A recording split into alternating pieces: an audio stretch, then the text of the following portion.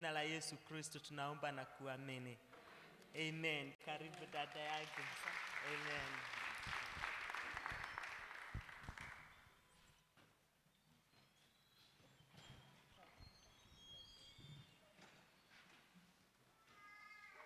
Bwana asifiwe. Bwana atukuzwe. Naitwa Mary Nyagah. Na Kristo ni Bwana katika maisha yangu.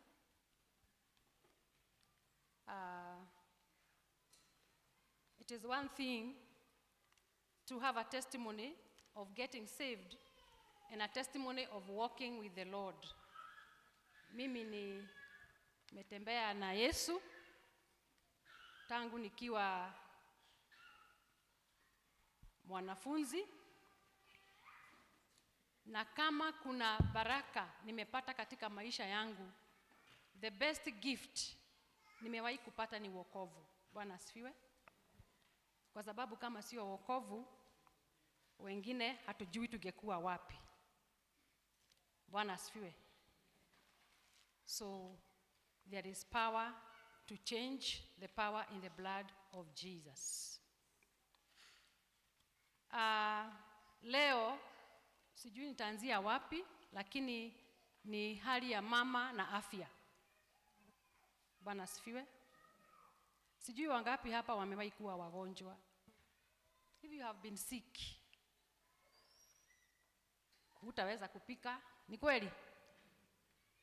Hutaweza kulea watoto, sijui hutaweza kufanya nini, shamba ndio hiyo. Everything about you is about health.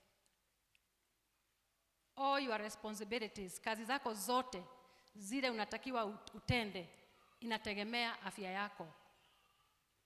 Bwana asifiwe. Na leo kama uko na afya, please learn to tell God thank you and to appreciate the gift of health. Kwa sababu tuko very busy praying about prosperity, praying about our children, na si vibaya. Lakini the greatest gift that God can give you apart from salvation is your health. Bwana asifiwe. Kama unaamka asubuhi na unasikia mgongo haiumi, shukuru. Bwana asifiwe. Praise the Lord. Amen.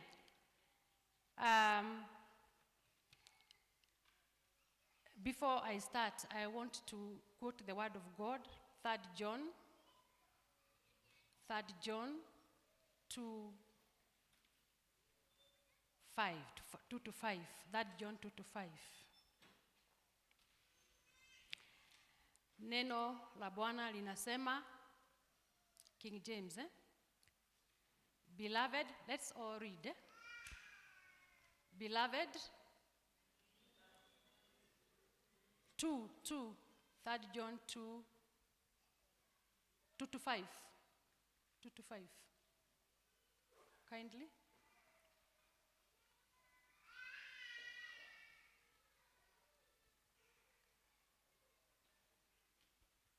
I think I'll go ahead. I wish above all things that you may prosper and be in health, even as your soul prospers.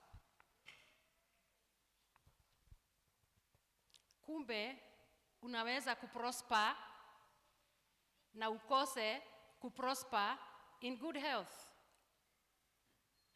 But the Bible is saying it is the will of God for us to prosper both materially and in many other things, as well as in good health. Bwana asifiwe.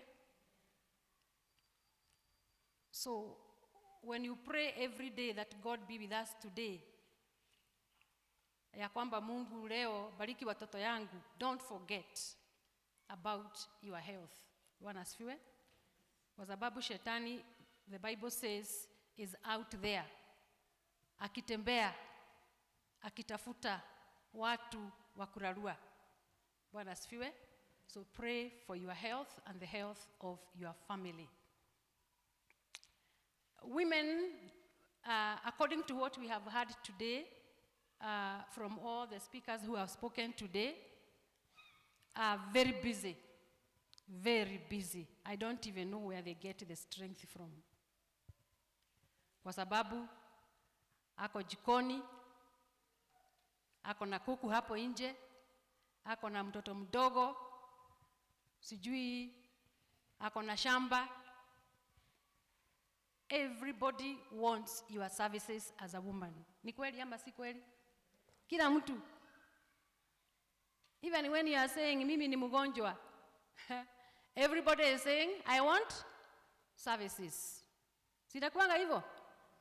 Unasema mgongo inaniuma, mzee anasema viatu yangu iko wapi? Si ndio? Naye mtoto anasema nini? Socks. Mom, socks yangu na ilikuwa hapa. Because everybody wants services from the woman. Ni kweli? Lakini woman atapeana services namna gani kama ni mgonjwa? Unaona? Why you should pray that you be healthy. That is why you should pray for your health. And also take action, because there are things that God will not do for you. There are things that you are expected to do wewe mwenyewe. Bwana asifiwe. And because of being so busy, the women ignore their health. Si ndio? Mgongo ikiuma, hapana, hizi nguo kwanza nioshe, nianike. Si ndio? Ukiamuka uko na temperature, leo ni siku ya chama. So tunaenda wapi kwanza? Kwa chama. Na nguo ya mzee haijapigwa pasi. Na asubuhi umesema uko nani? Uko mgonjwa. Si ndio? So when everybody comes in the evening, ulienda hospitali? Hapana. So what happens? Nobody takes you seriously. Tunaelewana? Watu hawaoni kama tuko wagonjwa, wanaona kama tunajifanya.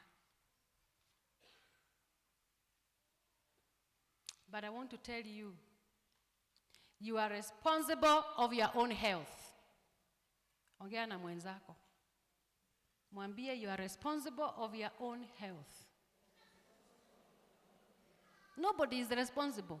Not your husband, not your sons, and not your daughters. Ni wewe mwenyewe. Bwana asifiwe. Kama unasikia vibaya, you should know your priorities. Si ndio? Ujue kama wewe ndio priority ama kama ni pasi. Si ndio? If you think you are important and you are the priority, go to hospital. Bwana asifiwe. Tuko pamoja.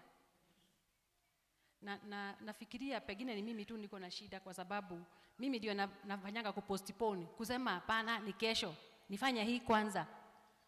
Ama nyinyi mnafanyanga hivyo? Mimi nafanyanga hivyo. Nachukua 1 week sijaenda hospitali, 3 days, 4 days sijaenda, and I'm saying I am sick. So if you are like me, note, you are responsible of your own health. Every woman should have what we call a health-seeking behavior. Health-seeking behavior. Hiyo ni kusema tafuta matibabu mapema. Na usigojee mtu akupeleke hospitali, ati mzee atakuja na gari atanipeleka hospitali. Ukigojea utagoja, si ndio? So have a health-seeking behavior.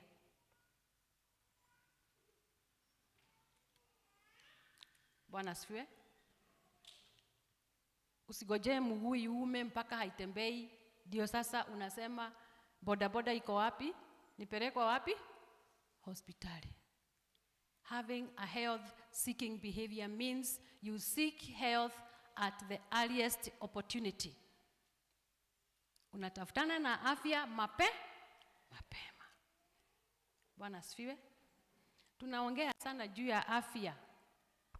Afya, tuangalie definition ya afya. According to WHO, World Health Organization. World Health Organization says that health is a state of complete physical, social, and mental well-being, not merely the absence of disease. Ni kusema ya kwamba uwe na afya nzuri katika akili. Social means uhusiano na watu wale mnakaa na wao, na tena mwili yako iwe haina magonjwa. Lakini it continues to say not merely the absence of disease. Kwa hivyo hata kama wewe si mgonjwa na uko na shida socially na uko na shida mentally, wewe ni mgonjwa. Kuna some other definitions zinaongeaga juu ya spiritual and emotional well-being. Ni kusema kama maneno yako si mazuri kiroho, pia huna afya ya kutosha. Si ndio?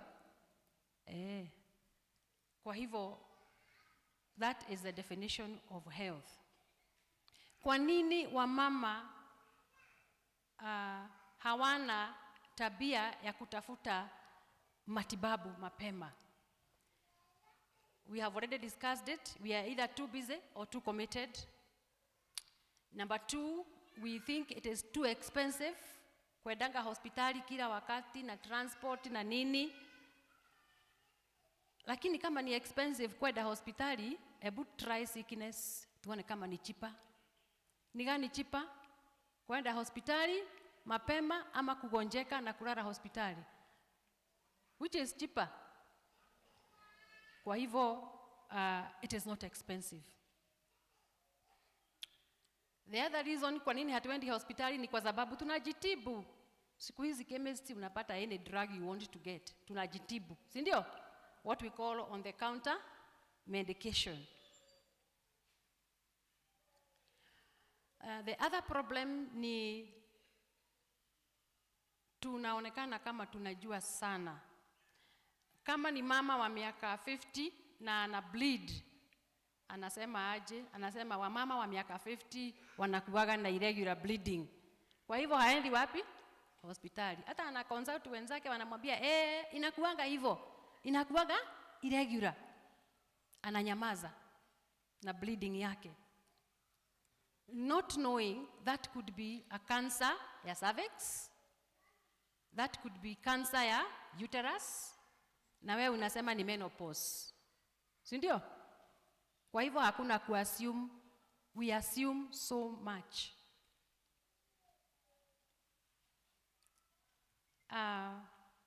The other reason or the other thing that we assume, especially at that age, 48, 50, 51, 52, roho inapiga sana. Unauliza wamama wenzako, wanakuambia inapigaga hivyo wakati wa menopause. Si ndio? Inapigaga hivyo. Mwishowe unakuja kuokotwa uko na a heart disease. Si ndio? Kwa sababu tuliassume tunajua na hatujui. Kwa hivyo baada ya kuassume, si twende hospitali. Daktari akuambiaga hii ni menopause mwenyewe. Si ndio? Yes. Tuache hiyo maneno. Ile kitu kingine inakuwa excuse ni the distance. Unaona sasa mimi nimetoka Molo, nitaenda all the way to Nakuru Hospital. Distance na time. Tunataka time nyingi sana. It is okay, there is a distance na there is time. But which is more expensive? Your life or the distance and the time? See, maisha yako ndio better, isn't it? Choose your life. Choose life, not death. So, we are talking about health. So when we are sick, we have agreed we shall see a doctor. Yes or no? Shall we? Now, how do we prevent ourselves as women from being sick? Or what we would call qualities of good health. Tunaweza kujizuia namna gani? They say that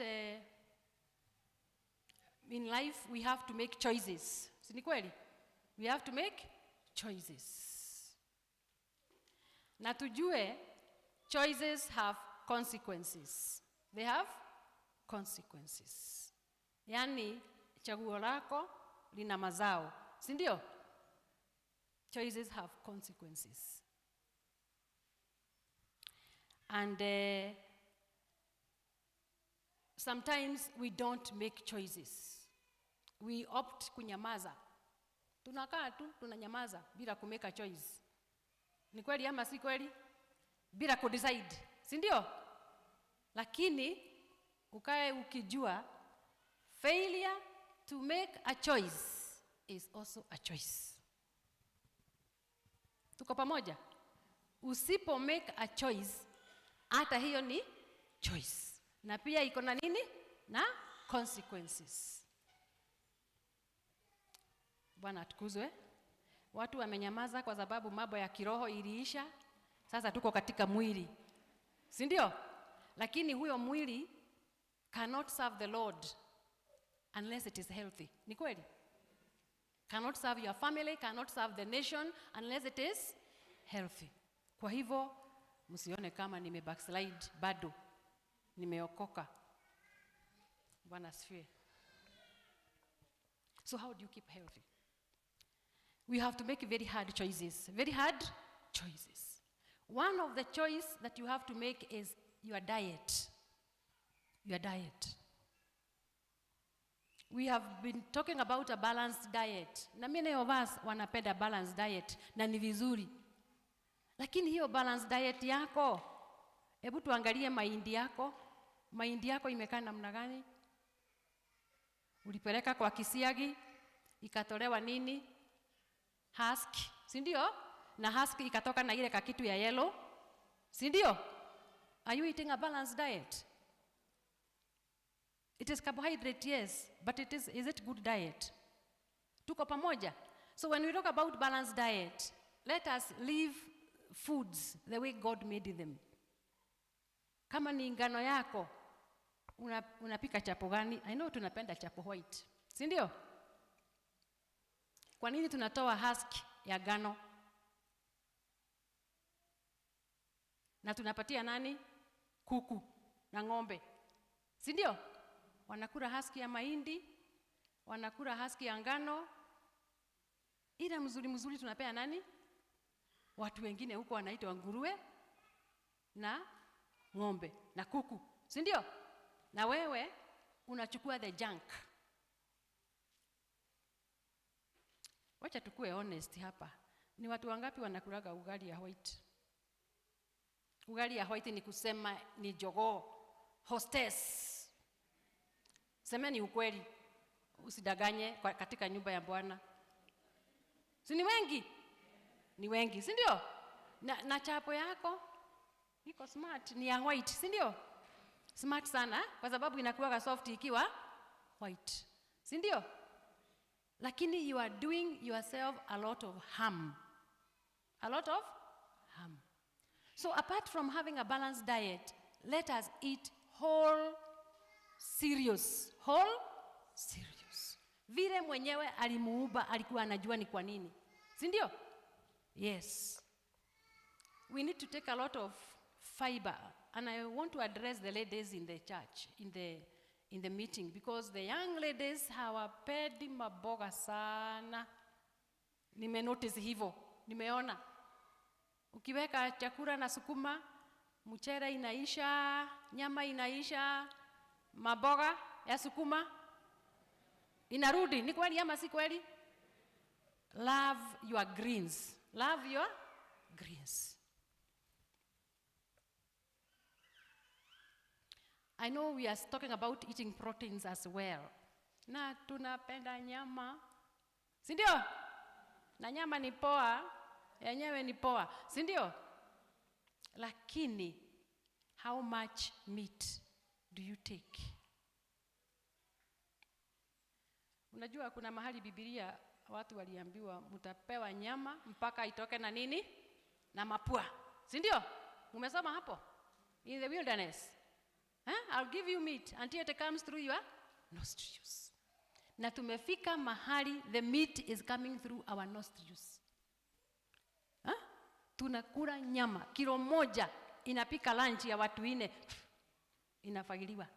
Wale wanaweza kuafford wanafanya hivyo, si ndio? Itatoka kwa mapua as bad health. Bwana asifiwe.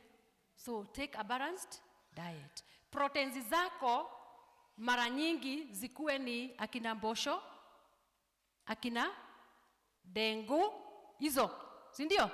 Minji, nyama once in a while, na sio hiyo kilo moja, nyama kidogo kidogo. Tuelewane? Kama utakula mingi si ukule ile tunakulaga wakati wa sikukuu, si ndio? Lakini nyama mingi is not good for the body. Even the digestion takes so long.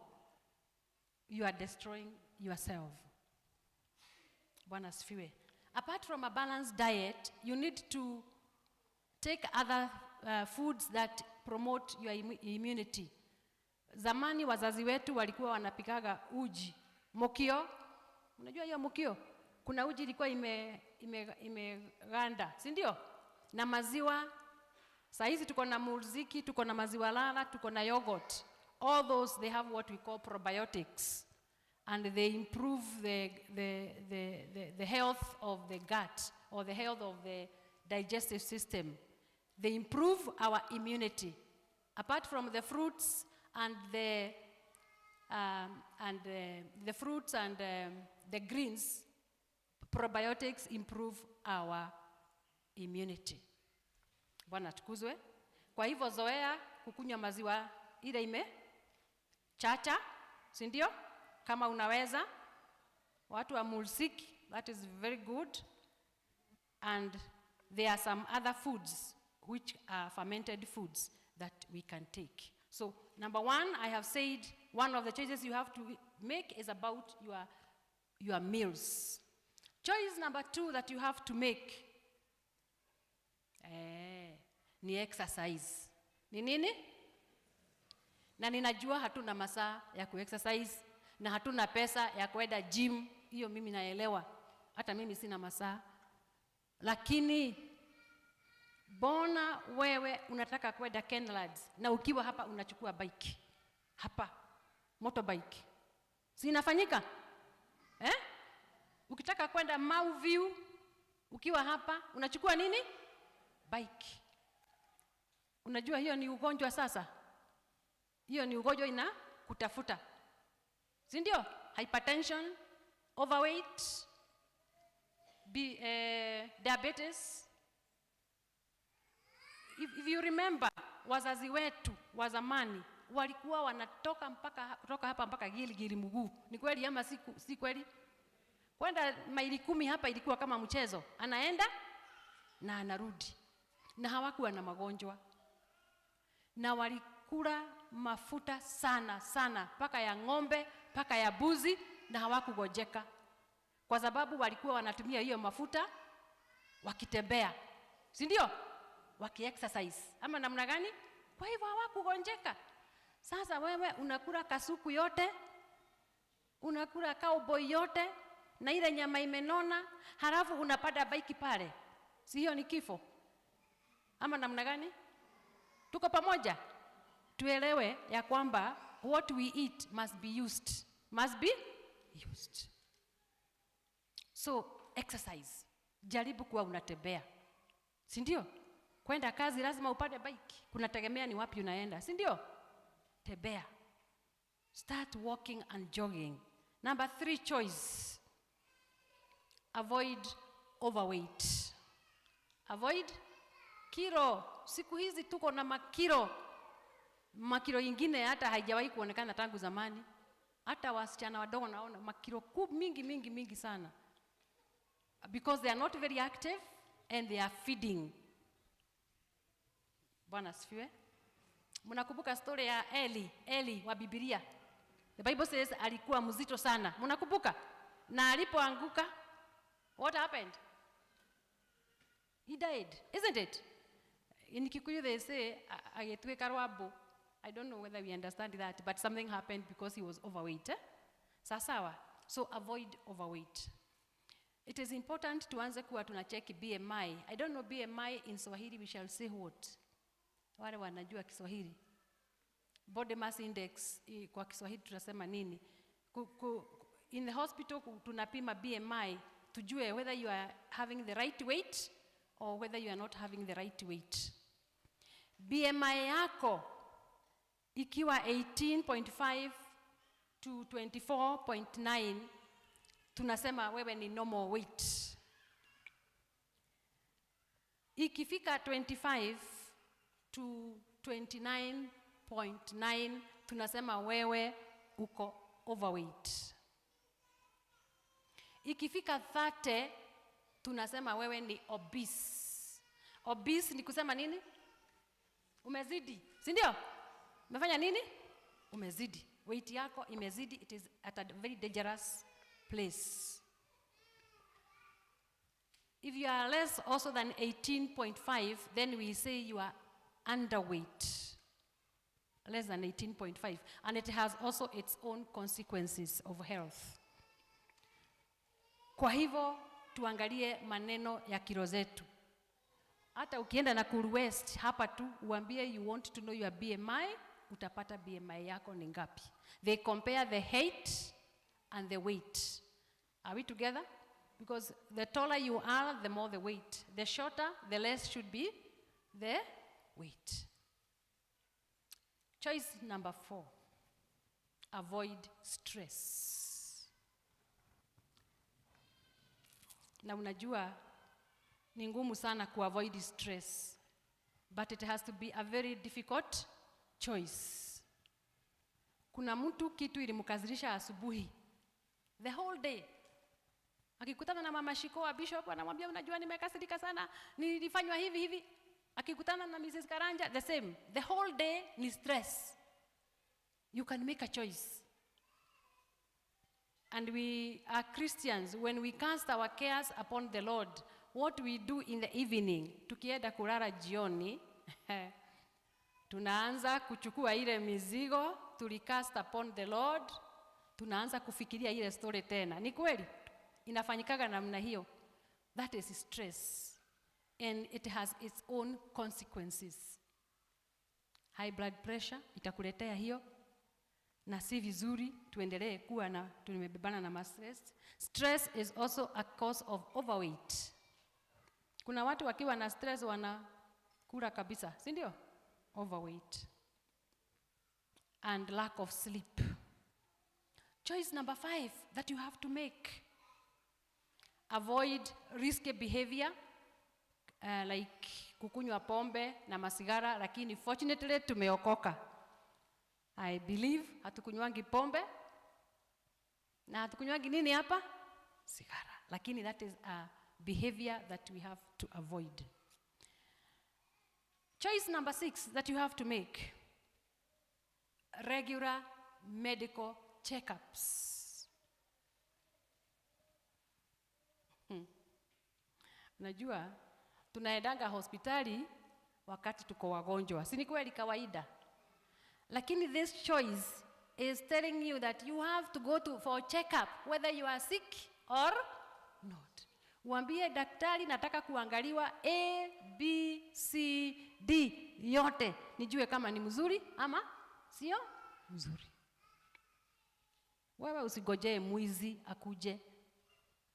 Ukijua mwizi anaweza kukuja, si unafunga mlango na unaweka kifuri na unaweka grills, si ndio? The same thing. Make a deliberate choice to go for medical checkups. In your medical checkups, kindly don't forget your dental care. Dental checkups. Kwa sababu tunagojeanga meno iume, tuende tukafanya nini? Tukang'olewe. Si ndio? But the teeth can be filled. Si ndio? We can save our teeth. Women, because we are women and we are dealing with issues of health, gynecological health. Usigoje uanze kubleed, uende ukafanywa a cervical smear. Please, cervical smears are free of charge in PGH. Sijui wangapi wamefanywa cervical, sitauliza hapa, lakini they are free of charge. Tafadhali do a cervical smear. We are losing a lot of women with cancer of the cervix, and yet it is one of the most curable diseases. Sindio? Most curable. Hata ukikutwa stage 2, hiyo unapona kama homa. Unatibiwa. But we don't go for checkups. Kindly let us do cervical smears routinely. A cervical screening should be done for age 25 to age 49 every 3 years. Every 3 years. Whether you have a complaint or not, let a cervical smear be done for you. If you are above 50 to 64, it's good to do a cervical smear every 5 years. Now, we are still women. Let's talk about the breasts, the breast health. Sijui ni watu wangapi hapa wanafanyaga examination of the breasts every month, because they are being taught in every hospital. Lakini, let us check the breasts for any swellings. Any discharge from the nipple should be taken very seriously. Tuko pamoja? Nasema tuendelee kupima matiti, tuone kama iko na uvibe. Sawa sawa? Na usigojee usikia uchungu. Na usigojee ati uvibe iwe imeswero inaonekana. Ni wewe uitafute.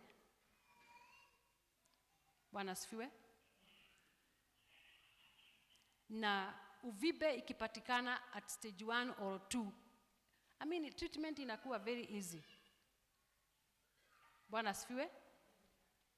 Hiyo ni breast health. So we are on medical checkup. So I have mentioned about the breast and the gynecological exam, because we are women, the cervical screening. Also screening for STI, that is sexually transmitted infections. Na nikiwa hapa kuna kitu nataka kumention.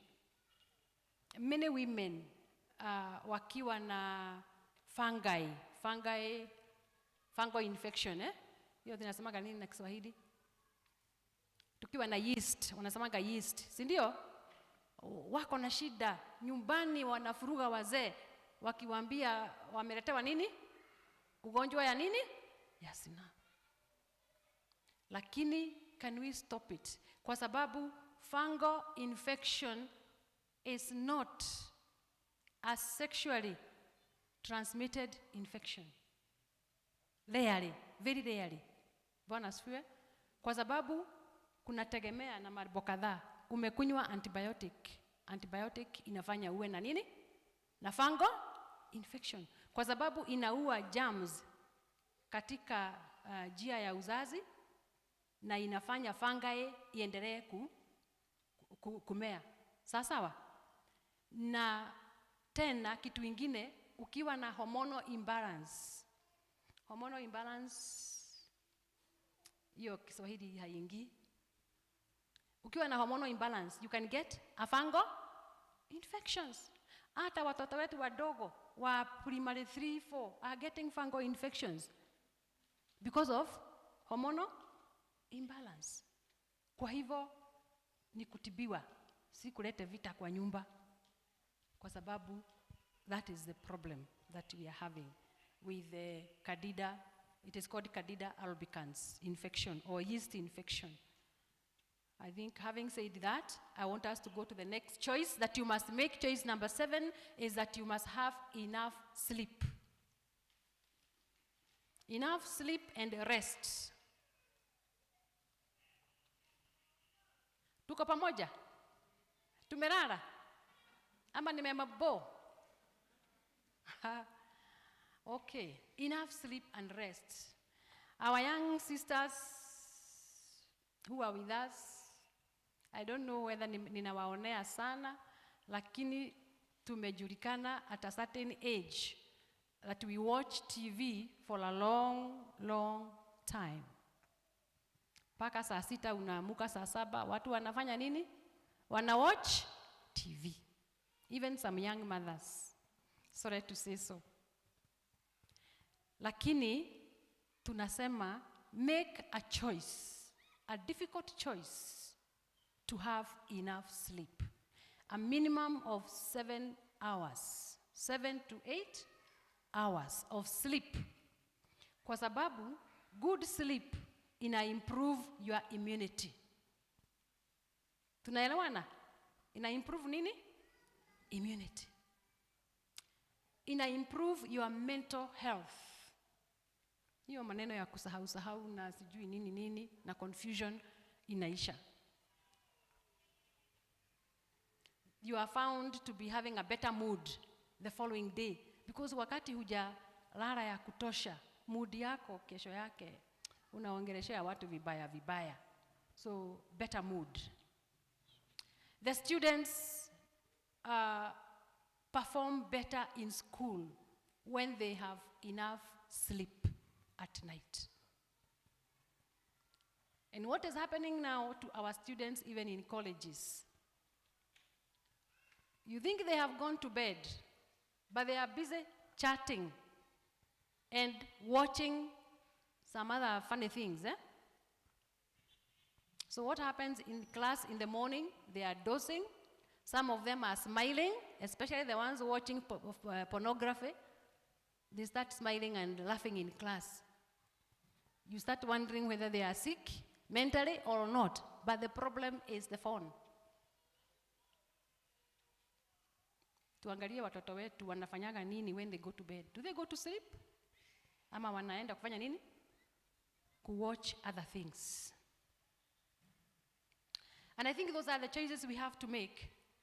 But I also want to add about getting children by choice as a part of what is going to help us remain healthy. Getting children by choice. I had a sister who delivered a baby in January. By the time she was going back to work from maternity leave, she was pregnant. And the same year, she delivered another baby. Na mashida ya house girl na nini, she almost went mad. Let us be serious. After delivery, it is your business within 6 weeks to adopt a family planning method so that you give birth by choice. Birth by choice. And lastly, I'm adding that avoid over-the-counter drugs. Avoid over-the-counter drugs. Because we are harming ourselves, we are getting a lot of resistance to antibiotics because you can buy anything that you want to buy from the chemists.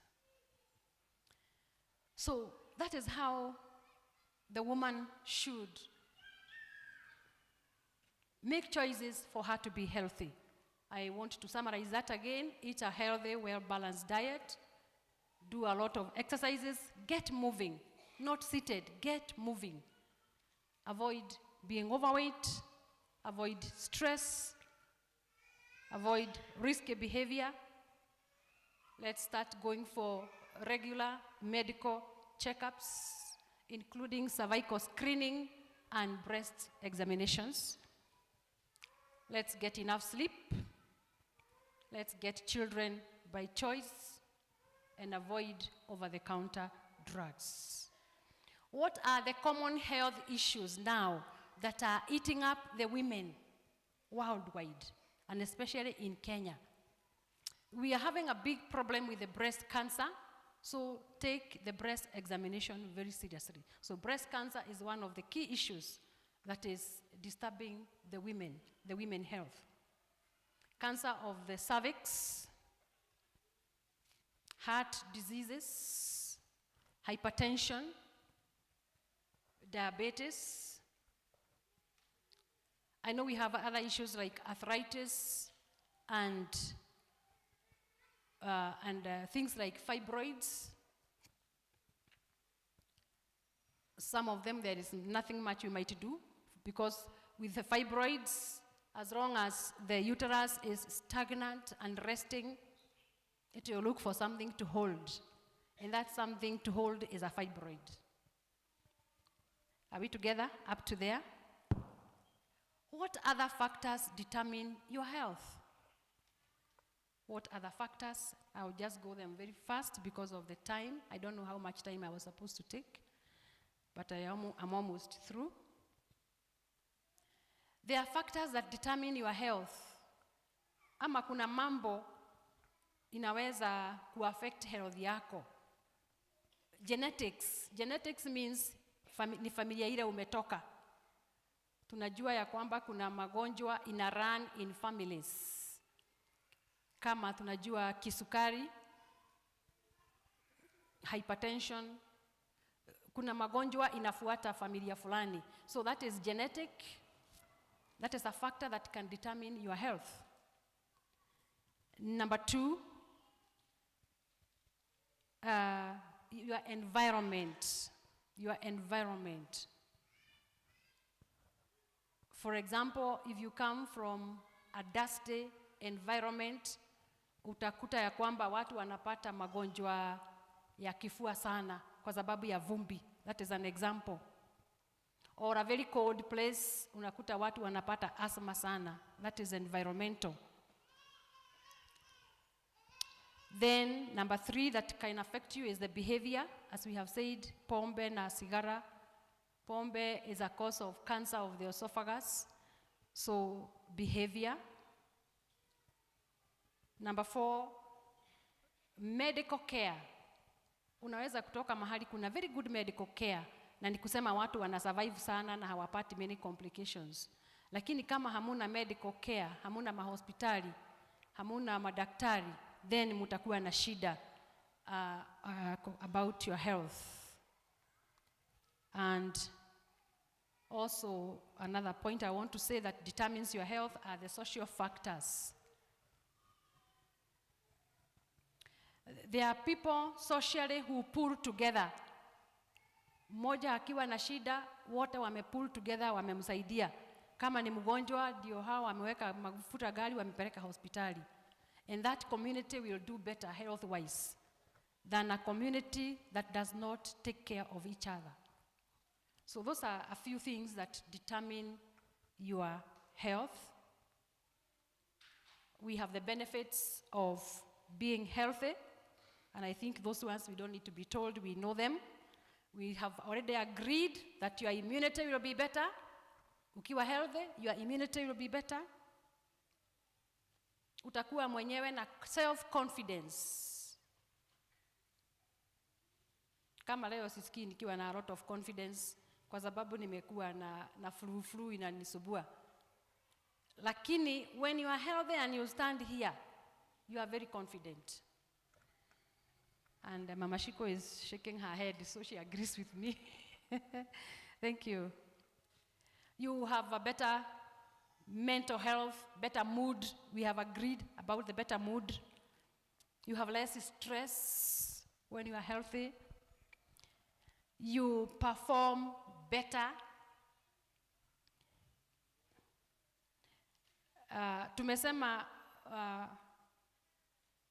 ukiwa na afya, uko na kinga mwilini ya kutosha, uko na ujasiri ukisimama mbele ya watu. Akili yako inakuwa akili timamu na huna stress. Kazi yako kwa shule, kazini ama nyumbani unatenda vizuri sana kwa sababu you are healthy. unakuwa na weight, healthy weight, uzito ule unatakikana, si ile excess. Maisha inakuwa marefu, prolonged life, and you have good sleep and good memory. Memory. Bwana asifiwe. Na kuna vitu ni vizuri kama unaweza kuafford ukue nazo kwa nyumba yako, kwa sababu itakuwa inakupatia warning ya kwamba enda ukaone daktari. Kama unaweza kuafford a BP machine ya kupima BP, si ni vizuri? Kama unaweza, kama inawezekana, BP machine ukue nazo. Siku hizi zimekuwa digital, hazina shida sana, digital. Number 2, thermometer, especially wale wako na watoto. Ni vizuri ukue na thermometer ikiwezekana. Kama mashini ile kadogo ya kujipima uzito, weighing machine, tafadhali, kama unaweza ukue nayo kwa bathroom. Ndio ikipita kiasi unajua iko shida. Wamama wamelia sana maneno ya mgongo, unauma mgongo, sijui wapi. Kama ungeafford uwe na hot water bottle. Kuna hiyo chupa ya kuchoma huko mgongo. Na kama huwezi kununua hot water bottle, kuna ile kichupa ya Elianto ama ya mafuta aina hiyo ya 3 liters. Hiyo mnaijua? Kachupa ya 3 liters, kale ka yellow. Unaweza kuweka maji moto vizuri, unafunga na towel. Wakati umeketi chini unawekelea hapo nyuma, si ndio? Hiyo ni kama ile mnaendaka kuchomwa huko hospitali. Inasaidia akina mama sana kwa sababu wanalia sana mgongo. Lakini magonjwa yakizidi muone daktari. Lakini hiyo imekiwa very many, wale nimeambia wengi wameniambia inafanya kazi. Bwana asifiwe. I think I am through, na nitasimama tu hapa nigoje kuuliza maswali. Asante. Thank you for listening.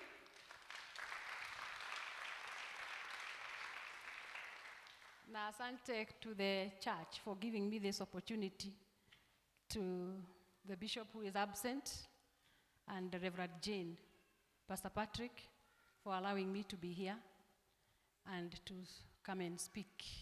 It's a privilege, it is not a right. God bless you. Thank you. Anybody with a question? Yes.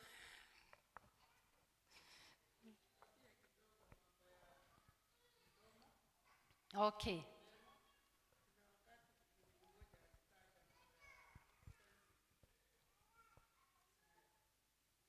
Anauliza maneno ya mdomo. Na maneno ya mdomo, I need a whole session to teach about dental care. And I think I did one time, long time ago. Umeongea juu ya smell ya mdomo. Lakini ningetaka kusema harufu baya kwa mdomo si lazima iwe ni bad oral health. Saa ingine inakuwa uko na problem kwa throat, kwa sinuses ya mapua. Number 3, kwa tumbo. And lastly now, meno. Number 4. That is the one of the 4 is the cause of a bad breath. We have talked about dental checkup. Ukifanya dental checkup sana, ile kitu tunakuta hapo ni gums. Gums either ni zimefula, ziko na shida, and you'll be treated. But the problem comes because of accumulation of food. Sana sana ni chakula inabaki. Ukipiga mswaki, kuna chakula inabaki katikati ya meno na inafanya gums sikuwe inflamed ama sifurefure. The other problem ni shimo kwa meno, ile inaweza kujazwa. Na ile baya kabisa, unajua inang'olewa. Lakini avoid, wacha kung'olewa meno. Kabla ufike miaka ya Mrs. Bishop, utakuwa na meno ngapi? Kama unang'olewa kila saa, si ijazwe. Filling, si ndio? Itengenezwe. Bwana asifiwe. Na meno yako ndio the best. Useme kuna meno kwa duka. Meno yako ndio the best. Now, how do we prevent hizo gums? How do we prevent hiyo mashimo? I know we brush our teeth. And that's why I'm saying I need a whole session. The brush you have, na tuseme ukweli, yako imekaa miezi ngapi na miaka ngapi kwa bathroom yako? Tuseme ukweli. Because me before I knew, hata ilikaanga mwaka mmoja. Si ndio? Paka inakuwa kifagio. Si inainama hivyo. Si ndio? Inaanza kucheka. Hata ukibrush, katikati ya meno haiwezi kufanya nini? Kutoa uchafu. Tunasema brush ichenjiwe 2 to 3 months. Hata kama imesimama straight, chenjiwe. Kwa sababu the tips which are supposed to be rounded zimeanza kubed hata kama huzioni na hazioshi meno vizuri. Brush ni number 1. Number 2, unaosha meno dakika ngapi? Kwa sababu wengine tukienda kazi asubuhi tuko na haraka kwenda kazi. Kadawa. Bora tu mdomo ina test vizuri na ina test Colgate. Si ndio? Umetoka. Si ndio? Take your time. Brush your teeth. Kila mahali. 2 to 3 minutes. Don't be in a hurry.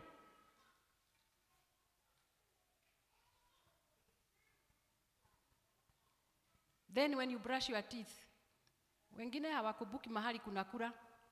The area that bites, we don't brush. The tongue, the palate, the upper one, we don't brush. We are always in a hurry. So I was saying there are many things that I need to talk about when I talk about teeth. But basically, those things should be done. And then dental flossing. I wish I came with one. There's a string that we use after you brush the teeth. Kuna meno ingine, chakula ingine haitokangi katikati ya meno mpaka uingie hapo na kauzi kanaitwa dental floss ndio utoe hizo chakula katikati ya meno. Then you can save your teeth. But I think that is a topic for another day. Have I sorted you out? Thank you. Thank you. Any other question? Yes, Opar.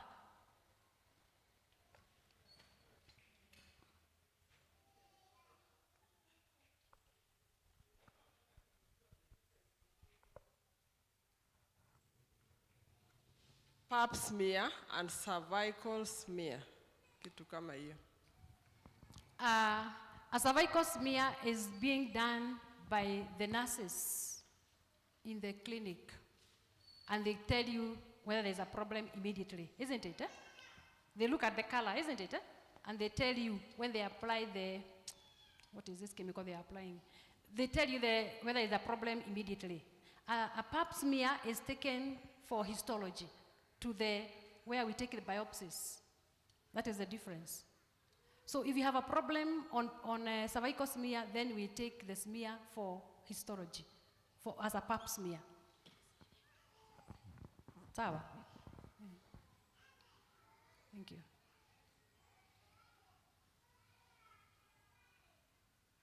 Any other question?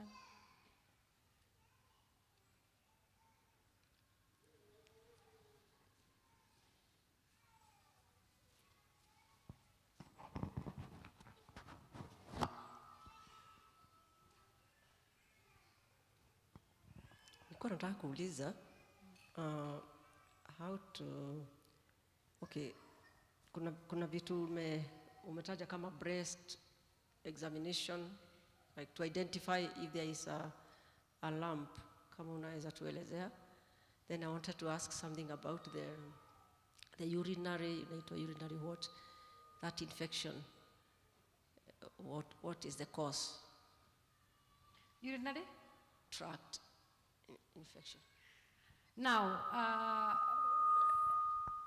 I want to comment about the breast exam, because that is another topic, and I think there's a time we had a whole topic on breast examination. One time, tukiwa ile nyumba ya bao. So that is another session that we should have for breast examination. Yes?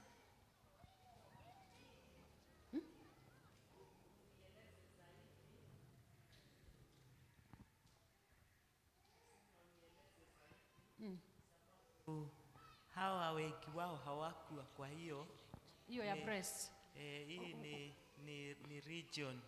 Sasa kama mngeniambia ningekuja na breast, ningetafuta breast nikuje tukuje tufanye. Tuelezee hiyo ya cancers. Zina screeniwa aje, mapema aje? Hizo tu kifupi tu, na utumie Kiswahili mingi. Tumesema after, baada ya damu ya mwezi, huo ndio wakati mzuri wa mama kuexamine, kupima matiti. Si ndio? Apime, imagine breast imekatwa kama mara 4 hivi. Imagine breast amekata mara ngapi? 2. Ndio uchague kila mahali kuota moja, usikie kama kuna any swelling, uende upande huo mwingine, uteremke. Kama kuna swelling, ujue kuna shida. Then you come at the middle of the breast. Katikati ni hapo kuna nipple, si ndio? Tena ufinye kama kuna any swelling. Kama hakuna swelling, ufinye uone kama kuna maziwa inatoka, ama uzaa, ama damu. Kama kuna uzaa, kama kuna damu, hiyo ni kesi ya kwenda hospitali. Kama kuna maziwa, uko na mimba, kwa sababu ukiwa na mimba maziwa itatoka. Lakini kama kunatoka kitu na huna mimba, unatakiwa uende hospitali. It can only be demonstrated when we have the breasts itself. Na ukipata uko na ene uvimbe, tafadhali, hata kama ni kadogo, enda hospitali. Maneno ya cervical smear, utaenda kwa clinic number 1 huko. Is it MCH? Who is there? Who is there from the hospital? Clinic, uulize mahali kunafanywa cervical smear. Utafanywa na the nurse, free of charge. Sawa? Aangalie cervix ndani, apply something they are calling, I think, acetic acid, ndio wajue kama kuna shida. Na kuna one of my workmates alienda for smear, akakutwa ako na stage 1 cancer of the cervix. That is 25 years ago. Na hiyo ilikuwa kitu kidogo. Akapelekwa Kenyatta. She is still working somewhere here in Bahati. That is 25 years ago. Lakini alijipeleka tu, hakuwa na shida. Ni vile tu anasema hata mimi nipime. Akapimwa. Hiyo nimejibu, wajipeleke wapimwe cervical smear. Lazima tuangalie ndani ya mlango wa nyungu. Yeah. Bwana asifiwe. Amen. Yes, Madam Nyagah. Yes. Kwa nafikiria kama wewe uko na swali na uweze kusimama uulize, ni vizuri uandike, then unapitisha, alafu watajibu. She asked about urinary tract infection. Hiyo ni infection ya njia ya mkojo. That is what you are asking. Now, mjue akina mama, njia ya mkojo ya mama ni kafupi. Si ndio?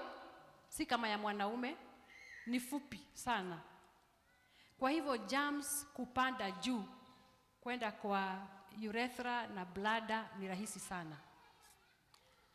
However, kuna mambo ingine tunaweza kuwa tunafanya in the wrong direction. Ukienda choo, unajipaguza aje. Ukishika ile tissue paper yako, unaanzia mbele nyuma ama nyuma mbele. Kama unaanzia nyuma mbele, uko na shida, kwa sababu nyuma kuna uchafu mwingi sana, si ndio? Na ikiingia kwa njia ya mkojoo utapata infection. Tuko pamoja? Number 3, ni kwa muhimu sana uwe unakunywa maji ya kutosha. Ndio hiyo maji ina flush out germs yeyote ambao inajaribu kufanya nini? Kupanda. And number 4, kama wewe ni mama amegonga miaka 50, mnajua muscles zinaanza kufanya namna gani? Zinaanza kuatrophy, inaanza kuwa relaxed. Sasa germs kutembea njia hiyo ni rahisi sana, si ndio? Kwa hivyo kama wewe ni mama miaka hiyo yangu, maji mingi ya kuflush out that kind of an infection. Have I answered you? Thank you.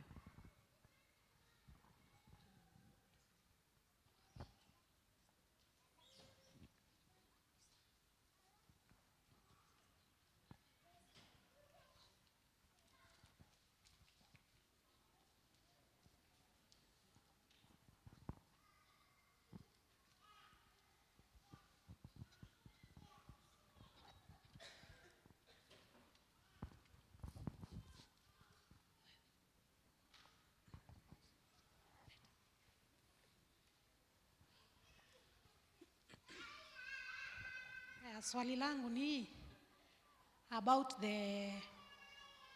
hizi ni discharge yenye wamama hutoa, inapaswa kuwa kala gani? And what if you have fungal infection, inapaswa kuwa bado kala gani? Ama what if you have an STD, bado inabadilisha rangi ama inakuwa rangi gani?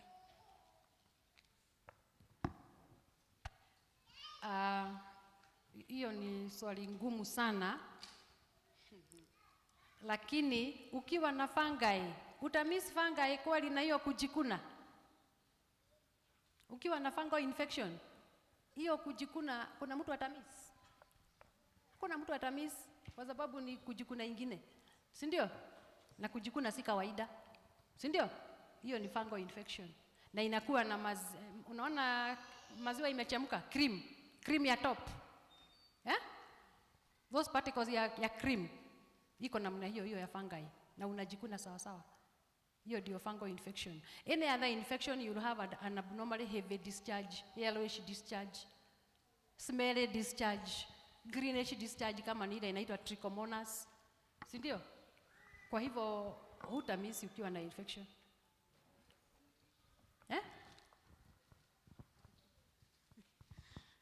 What of pinkish discharge? Having delivered when?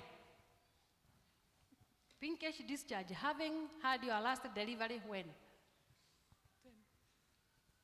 Because you are not supposed to have a pinkish discharge. Pink means there is blood. Sawa? Na ukiona damu, wakati hutakiwi kuona damu anywhere, you should be running to the hospital. And I think I'll give you an example of also another workmate of mine. She came to work. She was not expecting her periods in the next 3 weeks.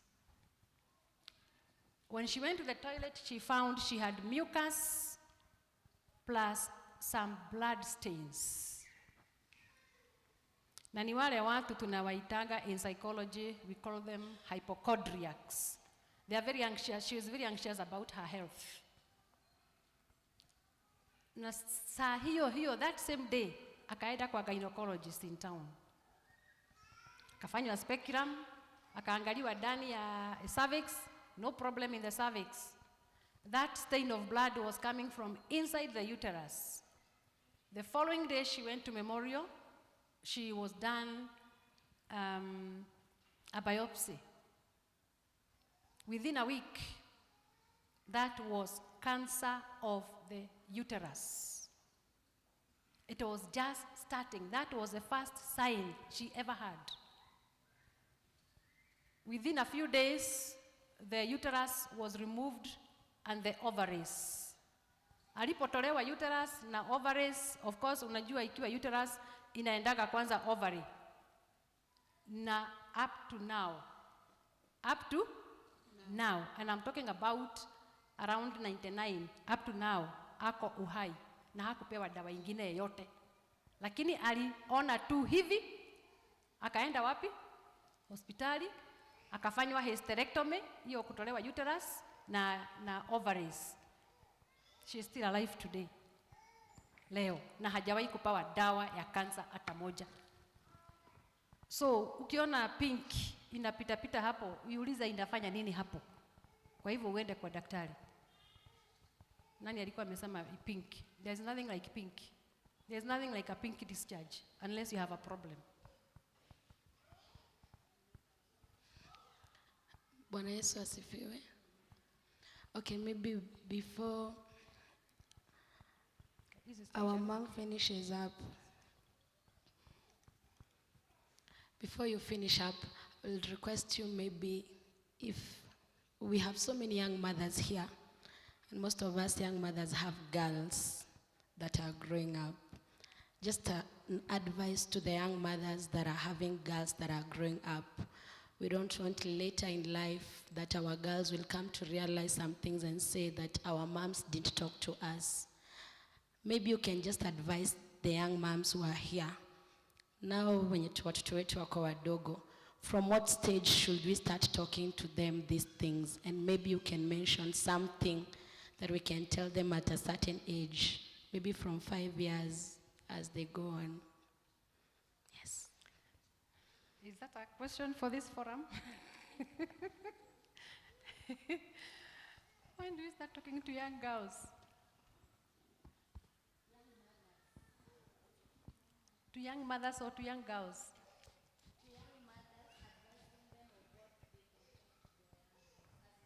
That's what I'm asking the young girls.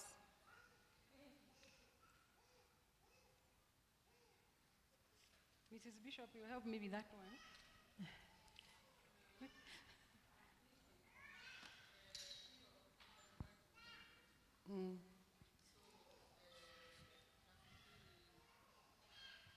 Hiyo itahitaji muda mrefu sana. So it may not be, inaweza kuwa haitafit kwa hii session, kwa sababu hata your time is almost over. Yeah.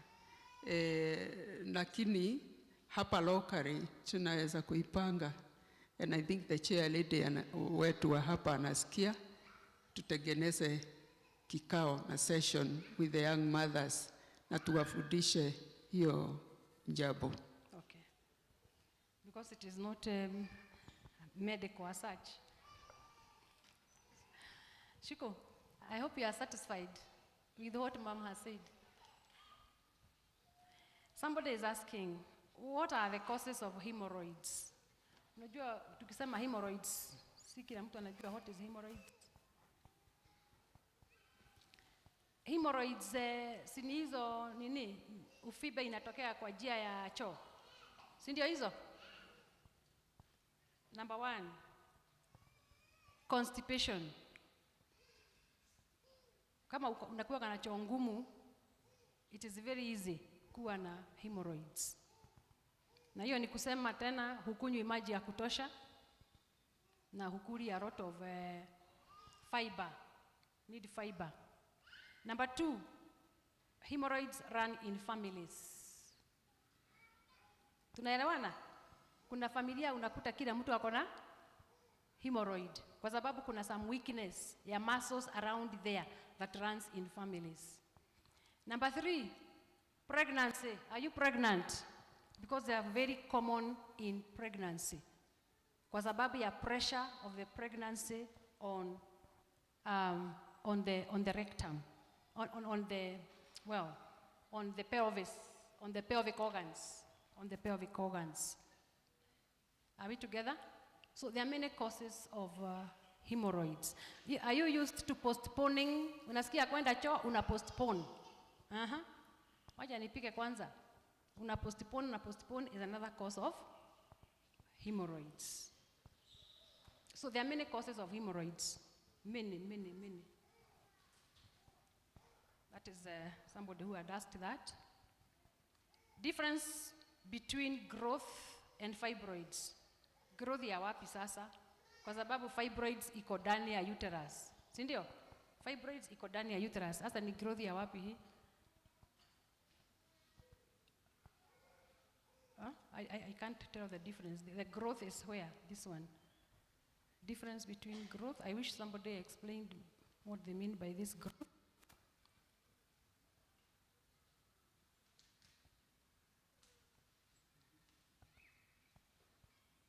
Some ladies undergo uchungu sana wakati wa periods. What is the problem and what is the cure?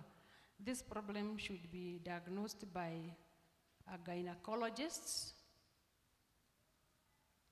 The young girls experience especially a lot of pain, some of them pain during periods, but most of them, they get a cure after delivery. They don't have the pain anymore. However, it is important for a doctor to see you and to decide what is the cause of your pain during monthly period. The other question is kujikuna sehemu za siri. Hiyo ndio nimesema ni fungi. Fungi is treatable. It is treatable. Although I am aware there is a lot of resistance to a lot of hizo madawa. Madawa zinapeanwa za kuingiza huko, lakini it is treatable. So whoever has this can see me privately.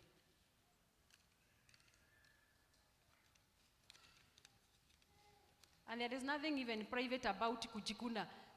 This fungi is a common problem with women. Yes or no? Si ni kitu ya kawaida. Na watu wanaogopa, sijui wanafikiriaga ni nini. Hakuna kitu. Mimi hata nikienda kwa daktari namwambia, mimi najikuna. Wapi? Namwambia, hakuna shida. I mean, it is true. That is me. Hakuna kitu ya kuficha. It is normal. Fungal infection, it is normal. Hata ile kidole yako ya mguu, sasa ingine inajikuna. Shida ni nini?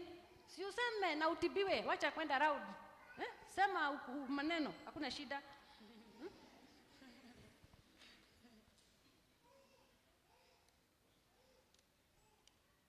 Now, somebody is saying that we explain about arthritis. Arthritis will need a clinician because there are types of arthritis. There are many types of arthritis caused by various reasons. Sasawa. Some of them is autoimmune, the body itself fighting against its body.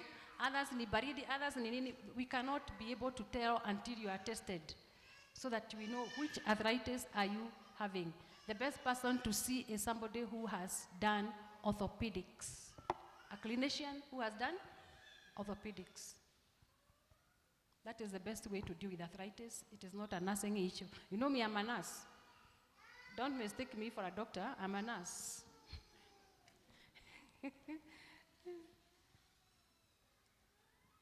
I'm an old nurse like Mama Shiko. There was another question? No. Okay. I think they are over. I think I can have my seat now. Niko.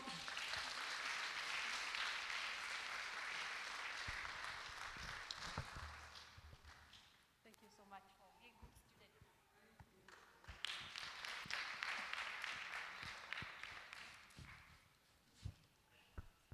Amen. Tumpigie makofi mazuri. Asante kwa hiyo lesson. Ansa kubwa ya hawa mambo yote tumesoma. Tufanye uamuzi mzuri. Tukule vizuri ndio tumeambiwa. Tuachane na kunona. Sasa overweight. Hiyo kilo nyingi tujaribu tupungue. Na tukaambiwa tembea, jaribu kutembea kama wewe mwili wako ni ule wako. Na unajua mimi hata nikikula viazi gunia mzima na baki tu hivyo. So wewe kama ukiconsume tu viazi kiasi unaanza tembea. Hivyo ndivyo tumeambiwa, na tujaribu kuondoa stress. Vitu ya kutuletea stress ni mingi sana, lakini wewe jaribu kujiondolea nini?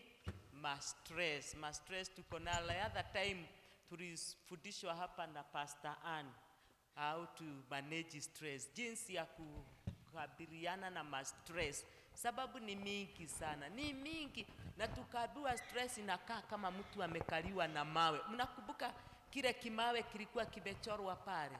Hizo stress tujaribu kuondoa, kufanywa kuchunguzwa na daktari mara nyingi. Tembea hospitali hata kama haumwi, ni kitu tumeambiwa. Enda ambia daktari niangalie, na atakuangalia wewe mwenyewe, wewe mzima. Kitu ingine tukaambiwa tulale kabisa. Wamama wacha kuosha vyombo mpaka saa 6 ya usiku. Vyombo haitawahi kuwa safi kila wakati. Na hatu encourage uzembe tena nyumba ikae mchafu, lakini lala, fanya nini? Wengine wetu are so perfectionist. Anaosha nyumba, anaosha saa 6 bado ako kwa maji. Saa 7. Haya, ni saa 7, wacha nilale. Anakimbia dakika 2, saa ndio hiyo imemuita tena, akatayarisha watoto waende wapi? Shule. Amelala masaa magapi? Wachana na hii. Wachana, lala kutosha. Kama kweli mtu mgonjwa pahali fulani anahesabiwa, unajua ulikuwa mgonjwa sababu hukufanya kazi, arudishe hiyo saa yake nyuma, si atalala. Sasa sisi wacha tulale, tujaribu kulala ya kutosha, ndio tuweze kuangalia mwili yetu. Na hiyo ingine, tuachane na madawa ya kununua kwa chemist. Sisi wote ni madaktari, hiyo ni kitu nimekuja kugundua. Ukienda chemist, laini na kuaga hivi, sisi wote ni madaktari. Mimi nataka dawa hii, na tunazijua mpaka na majina. Na wengine wetu hata hatujawahi soma kitu inahusiana na daktari, lakini majina yao tunaita, nataka dawa hii, nataka dawa hii, nao wale hawaulizi. Wakijua uko na hiyo, wanaelewa labda umetoka wapi? Hospitali. Na kumbe hujatoka hospitali, ulisikia na mtu inaitwa nini, na wewe ukaenda wapi kununua. Tujaribu kuachana na hiyo. Madaktari wako watuangalie, na tuache hiyo kupostpone. Ni kusema nitaenda kesho. Wiki inaisha, nitaenda. Derahonire. Yani ulipona na hakuna kitu umefanya nini, umemeza. Kumbe imeanza kung'ang'ana tena ndio iripuke. So Mungu atusaidie tukue wamama ambao na wadada ambao wataanza kujijali mapema. Sawa sawa. Tumesoma kitu, tumeelewa kitu, tulisema tubebe na tuende nayo. Wacha tusubue madaktari kabisa, wako hapo kwa sababu yetu. Na kama wamesoma, wacha tuwaulize maswali, tuache kujitibu, na Mungu atatubariki. Sawa sawa. We are moving on well. Are we moving on well? Tusimame tafadhali. Tunataka kuingia kwa section hiyo ingine, sababu tuko na sections 2, na mimi ninajua Mungu wa mbinguni atatunenea. Kwa nini?